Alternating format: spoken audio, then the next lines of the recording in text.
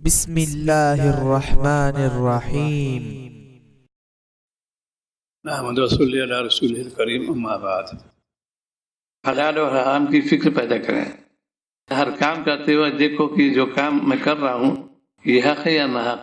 اگر انسان اس فکر کے ساتھ زندگی گزارے کہ ناحق کوئی پیسہ اس کے مال میں اندر شامل نہ ہو تو یقین رکھے پھر اگر ساری عمر نافل نہ پڑھے، ذکر تسبیح نہ کی، لیکن اپنے آپ کو حرام سے بچا کر قبر تک لے گیا تو انشاءاللہ تعالیٰ سیدھا جنت میں جائے گا۔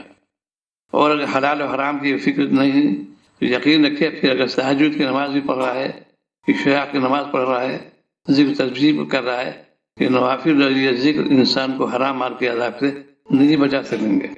اللہ تعالیٰ اپنے فضل و کرم سے ہر مسلمان کی حفاظت فرمائے کہ حرام کردہ چیز سے اللہ تعالیٰ امت مسلمہ کی پوری حفاظت فرمائے۔ حرام کھانے کے نحوستیں ہیں۔ جس طرح حلال کھانے کی بڑی برکتیں ہیں، اسی طرح حرام کھانے کی بہت سی نحوستیں ہیں۔ نمبر 1، حرام کھانے سے نیک اعمال کی توفیق نہیں ملتی۔ نمبر 2، اگر کبھی تو حلاوت نصیب نہیں ہوتی۔ نمبر 3، اعمال قبول نہیں ہوتے۔ نمبر 4، دعا قبول نہیں ہوتی۔ نمبر 5، مال میں برکت نہیں ہوتی۔ مرسی حرام مال سے بجائے اچھے اعمال کے برے اعمال کا داعیہ پیدا ہوتا ہے۔ نمبر 7، حرام کھانے کا اولاد پر برا اثر پڑتا ہے۔ نمبر 8، حرام جس راستے سے آتا ہے اسی راستے سے نکل جاتا ہے۔ نمبر 9، حرام کھانے والا جنت نہیں جائے گا۔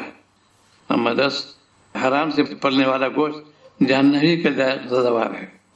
نمبر 11، حرام کھانے والے سے اللہ تعالیٰ اور اللہ تعالیٰ کے رسول صلی اللہ علیہ وسلم دونوں ناراض ہوتے ہیں۔ یہ چھوٹی باتیں ہیں، اور خاص طور سے جو لوگ سلوک طے کرنا چاہتے ہیں یعنی خانقاہی نظام میں، ان کو بہت پرہیز کرنا چاہیے۔ آج امت حرام خوری مبتلا ہو رہی ہے۔ حرام کھانے سے اللہ تعالیٰ امت مسلمہ کی حفاظت فرمائے۔